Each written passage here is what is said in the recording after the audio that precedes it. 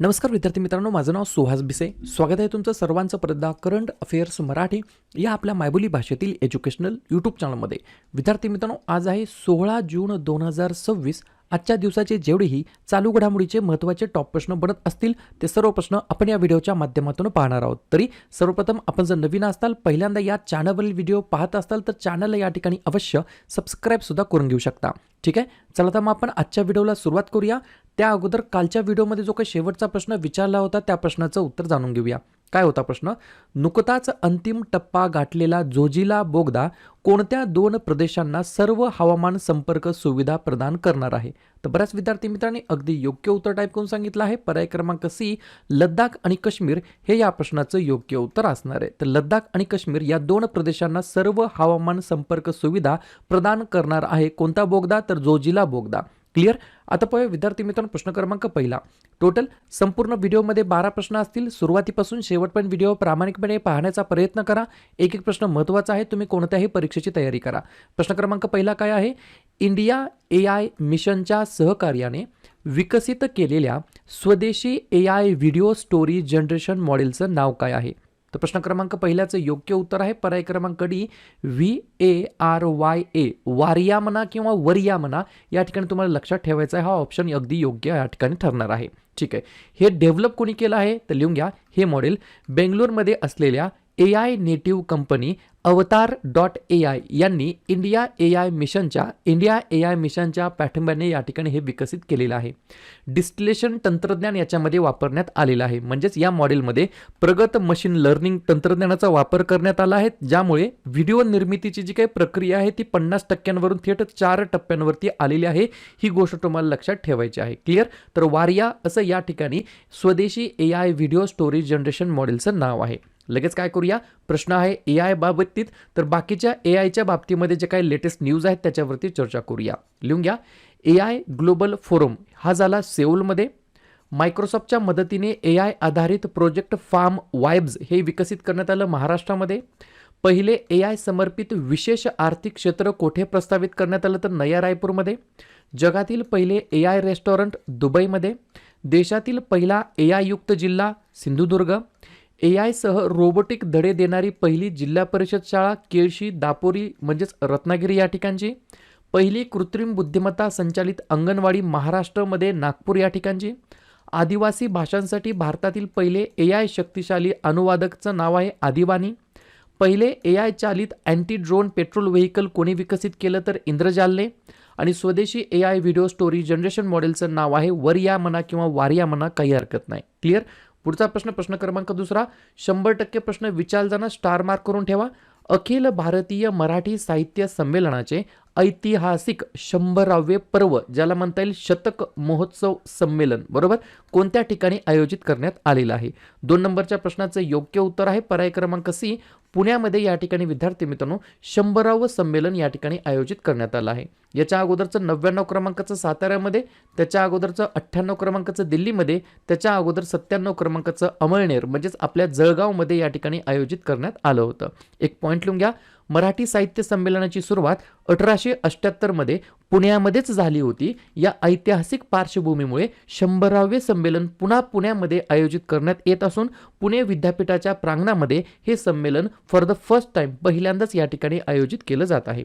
जसं की मी तुम्हाला आत्ताच सांगितलं, अखिल भारतीय मराठी साहित्य संमेलन. याच्याबद्दल अजून काही गोष्टी लक्षात ठेवायच्या, जसं की 95 क्रमांकाचं झालं उदगीर या ठिकाणी आणि त्याचे अध्यक्ष होते भारत ससाने. 96 क्रमांकाचं झालं वर्ध्यामध्ये, ज्याचे अध्यक्ष होते नरेंद्र चपळगावकर. 97 क्रमांकाचं झालं अमळनेर जळगाव या ठिकाणी, ज्याचे अध्यक्ष होते रवींद्र शोभणे. 98 क्रमांकाचं दिल्लीमध्ये झालं, ज्याचे अध्यक्ष होत्या तारा भवाळकर. आणि 99 क्रमांकाचं झालं सातारामध्ये, ज्याचे अध्यक्षपद भूषवलेलं आहे विश्वास पाटील यांनी. आणि 100वे जे काही पर्व आहे शतक महोत्सवी संमेलन मराठी साहित्य संमेलनाचं, ते पुण्यामध्ये आयोजित करण्यात आलेलं आहे. या गोष्टी लक्षात राहतील. ठीक आहे, पुढचा प्रश्न, प्रश्न क्रमांक तिसरा. ग्लोबल पीस इंडेक्स 2026 मध्ये भारताचा क्रमांक कितवा आहे? तर 3 नंबरच्या प्रश्नाचं योग्य उत्तर आहे पर्याय क्रमांक बी. आपल्या प्यारा भारताचा या ठिकाणी 127वा क्रमांक आहे. किती देशांच्या यादीमध्ये? तर 163 देशांच्या यादीमध्ये आपला प्यारा भारत देश 127व्या क्रमांकावरती आहे. 2025 मध्ये हीच रँकिंग 115वी होती. हे जे काही या ठिकाणी अहवाल आहे तो कोणी सादर केला? तर institute for economics and peace द्वारे हे प्रसिद्ध करण्यात आलं. आणि हा जो काही नंबर आहे तो घसरण्याच्या मागचं कारण काय?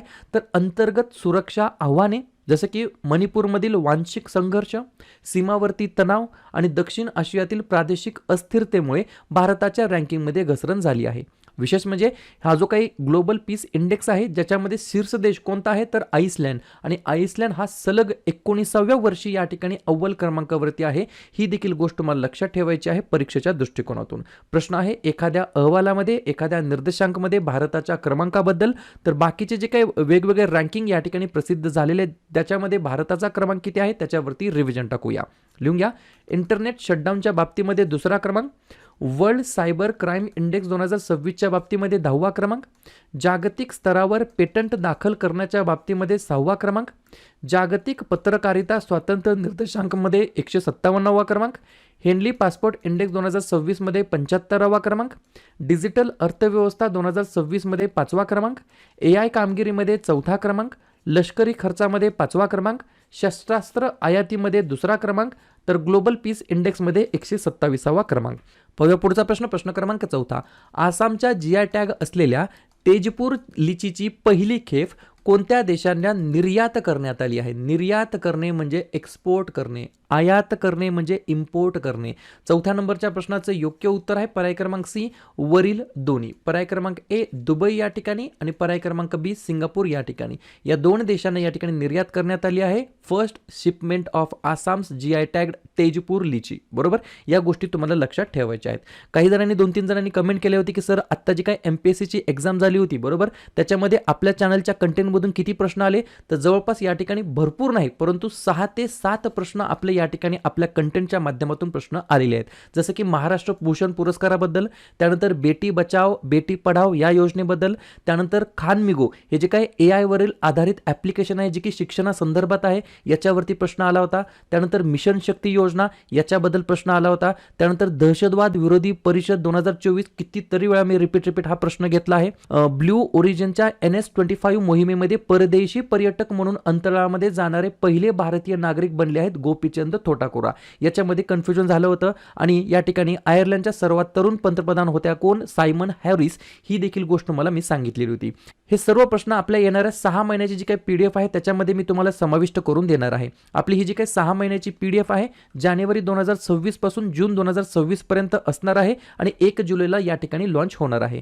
जर व्हिडिओमध्ये तुम्हाला हा QR कोड स्कॅन करता येत नसेल तर हा माझा WhatsApp नंबर आहे 96-730-58-600. या WhatsApp नंबरला स्कॅनर पाठवा म्हणून मेसेज टाका, मी तुम्हाला स्कॅनर पाठवतो. बरोबर, 99 रुपयाचं पेमेंट करायचं आहे आणि तुम्हाला मला या ठिकाणी WhatsAppला 99चा स्क्रीनशॉट पाठवायचा आहे. क्लिअर? पुढचा प्रश्न, प्रश्न क्रमांक 5. भारतामध्ये व्होग आयवेअरच्या नवीन ब्रँड अँबॅसेडरपदी कोणाची नियुक्ती झालेली आहे? तर पर्याय क्रमांक डी, कृती सॅनन असं या ठिकाणी अभिनेत्रीचं नाव आहे. व्होग हे जे काही आयवेअर आहे बरोबर का नाही, तर त्या कंपनीचे ब्रँड अँबॅसेडर म्हणून यांची नियुक्ती झालेली आहे. पुढचा प्रश्न, प्रश्न क्रमांक 6. या ठिकाणी अलीकडेच आपण जागतिक पवन दिवस केव्हा साजरा केलेला आहे? तर या ठिकाणी लक्षात ठेवा 15 जूनला आपण दरवर्षी जागतिक पवन दिवस म्हणून साजरा करतो. 2 पॉईंट लिहून घ्या. पवन ऊर्जा, त्यांचे महत्त्व आणि मानवी जीवनामध्ये व पर्यावरणामध्ये वाऱ्याच्या अमर्याद शक्तीबद्दल लोकांमध्ये जागृती निर्माण करणे हा या दिवस साजरा करण्यामागचा उद्देश आहे. आणि 2026 ची थीम काय आहे? For the world wind day बद्दल, तर वाइंड एनर्जी किंवा wind energy from ambition to acceleration अशा प्रकारची थीम आहे फॉर द इयर ऑफ 2026. प्रश्न आहे महत्त्वाच्या दिवसाबद्दल. तर लगेच काय करूया, जून महिन्यातील जेवढेही महत्त्वाचे दिवस असतील त्याच्यावरती आपण एकदा रिव्हिजन टाकूया. लिहून घ्या. 1 जून जागतिक दूध दिवस, 2 जून आंतरराष्ट्रीय लैंगिक कामगार दिवस आणि तेलंगणा राज्य निर्मिती दिवस, 3 जून जागतिक सायकल दिवस, 5 जून जागतिक पर्यावरण दिवस, 7 जून जागतिक अन्न सुरक्षा दिवस, 8 जून जागतिक ब्रेन ट्यूमर दिवस आणि जागतिक महासागर दिवस, 12 जून जागतिक बालमजुरी विरुद्ध दिवस, 14 जून जागतिक रक्तदाता दिवस, 15 जून जागतिक पवन दिवस, 20 जून जागतिक निर्वासित दिवस, 21 जून जागतिक संगीत दिवस, जागतिक जलविज्ञान दिवस आणि आंतरराष्ट्रीय योग दिवस. त्यानंतर 23 जून आंतरराष्ट्रीय ऑलिम्पिक दिवस आणि आंतरराष्ट्रीय विधवा दिवस. त्यानंतर 26 जून अंमली पदार्थांचे सेवन आणि अवैध तस्करी विरुद्ध आंतरराष्ट्रीय दिवस आणि 30 जून जागतिक लघुग्रह दिवस. क्लिअर? या ठिकाणी मला तुम्हाला इग्नाइट अकॅडमीबद्दल सांगायचं आहे. त्यांची एक आरंभ बॅच 3.0 नावाची बॅच सुरू झाली आहे. सहाय्यक मोटार वाहन निरीक्षक पदासाठी RTO AMVI 2026 या वॅकन्सीसाठी. यांची ऑनलाईन बॅच आहे, ऑफलाईन बॅच आहे. ऑफलाईन बॅच पुण्यामध्ये 18 जूनपासून, छत्रपती संभाजीनगरमध्ये 16 व 17 जूनपासून, तर नाशिकमध्ये 22 जूनपासून. ऑनलाईन बॅच 2 माध्यमातून आहे, मराठी माध्यम आणि इंग्लिश माध्यमातून. मराठी माध्यम 10 जूनपासून तर इंग्लिश माध्यम 17 जूनपासून. बरोबर? या ठिकाणी ही जी काही बॅच आहे त्या बॅचमध्ये सर्वाधिक या ठिकाणी शिक्षक तुम्हाला शिकवणार आहेत. सुरुवातीच्या 500 विद्यार्थ्यांसाठी या ठिकाणी 30% डिस्काउंट सुद्धा देण्यात आला आहे. तुम्हाला कुपन कोड यूज करायचा आहे RTO 30. बरोबर? या ठिकाणी ही जी काही बॅच आहे ती इग्नाइट अकॅडमीच्या ॲप्लिकेशनमध्ये मिळणार आहे. ॲप्लिकेशनची लिंक या व्हिडिओच्या डिस्क्रिप्शन बॉक्समध्ये देऊन ठेवतो. पुढचा प्रश्न क्रमांक 7. कोणत्या सामुद्रधुनीमध्ये अमेरिकी सैन्याच्या हल्ल्यामध्ये 3 भारतीय खलाशी ठार झालेले आहेत? तर लक्षात घ्या, पर्याय क्रमांक बी अत्यंत चर्चेमध्ये असलेली होर्मुझची सामुद्रधुनी, स्ट्रेट ऑफ होर्मुझ असं म्हटलं तरी काय हरकत नाही. बरोबर? Straight of Hormuz. बरोबर? या ठिकाणी या सामुद्रधुनीमध्ये अमेरिकी सैन्याच्या हल्ल्यामध्ये 3 भारतीय या ठिकाणी खलाशी ठार झालेली आहेत. पुढचा प्रश्न क्रमांक 8. Russia grand sand master cup 2026 कोणाला प्रदान करण्यात आलेला आहे? स्टार मार्क करून ठेवा. पहिला भारतीय आहे. 8व्या नंबरच्या प्रश्नाचं योग्य उत्तर आहे पर्याय क्रमांक ए, सुदर्शन पटनायक असं त्यांचं नाव आहे. काय नाव आहे? सुदर्शन पटनायक असं त्यांचं नाव आहे. अशा प्रकारच्या कलाकृतींसाठी त्यांना या ठिकाणी Russia grand sand master cup 2026 ने सन्मानित करण्यात आला आहे. प्रश्न आहे एखाद्या पुरस्काराबाबतीमध्ये, तर बाकीच्या वेगवेगळ्या पुरस्कारांवरती आपण एकदा रिव्हिजन टाकूया. लिहून घ्या. UN military gender advocate of the year 2025 हा पुरस्कार मेजर अभिलाषा बराक यांना.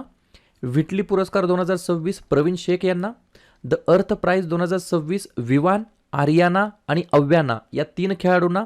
बार्टन पुरस्कार सुभानी शेख यांना. 2026च्या नोबेल शांतता पुरस्कारासाठी नामांकन करण्यात आलं होतं अरुणाचलम मुरुगनंथम यांना.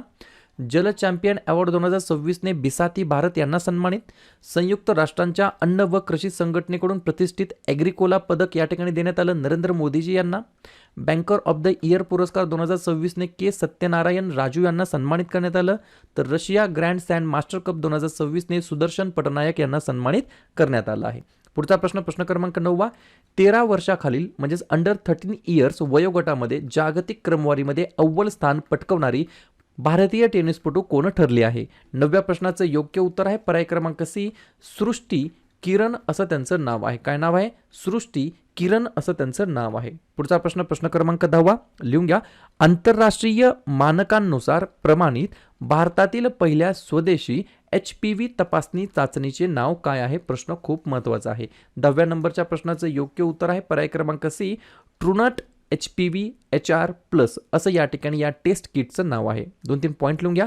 गोव्यातील मोल बायो डायग्नोस्टिक्स या कंपनीने ही चाचणी विकसित केली आहे.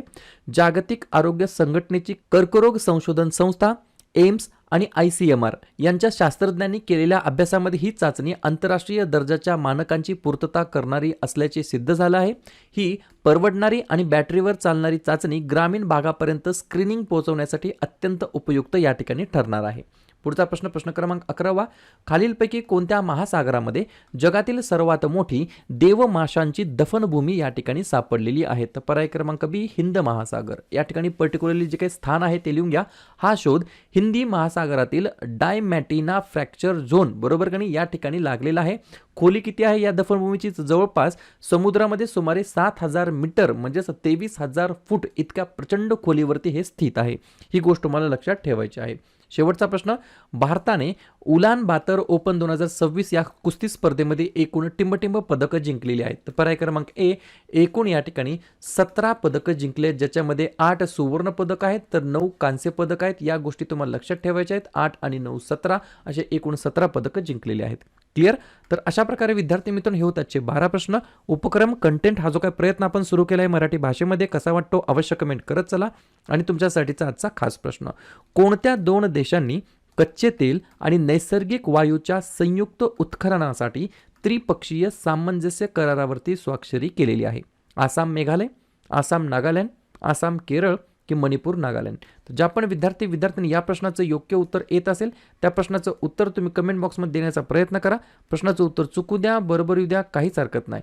ट्राय करणं, प्रयत्न करणं सर्वात जास्त महत्त्वाचं आहे. आणि दुसऱ्या दिवशी येऊन आपण दिलेल्या प्रश्नाचं उत्तर हे बरोबर आले की चुकलं, दुसऱ्या दिवशी येऊन नेहमी चेक करणं, अभ्यासामध्ये कन्सिस्टन्सी मेंटेन ठेवणं हे सगळ्यात जास्त महत्त्वाचं ठरणार आहे. आणि या ठिकाणी जाता जाता मी तुम्हाला अजून एक गोष्ट सांगतो. आपली जी काही 6 महिन्याची PDF आहे जानेवारी 2026 ते जून 2026, जास्तीत जास्त विद्यार्थ्यांनी ही PDF घेण्याचा प्रयत्न करा.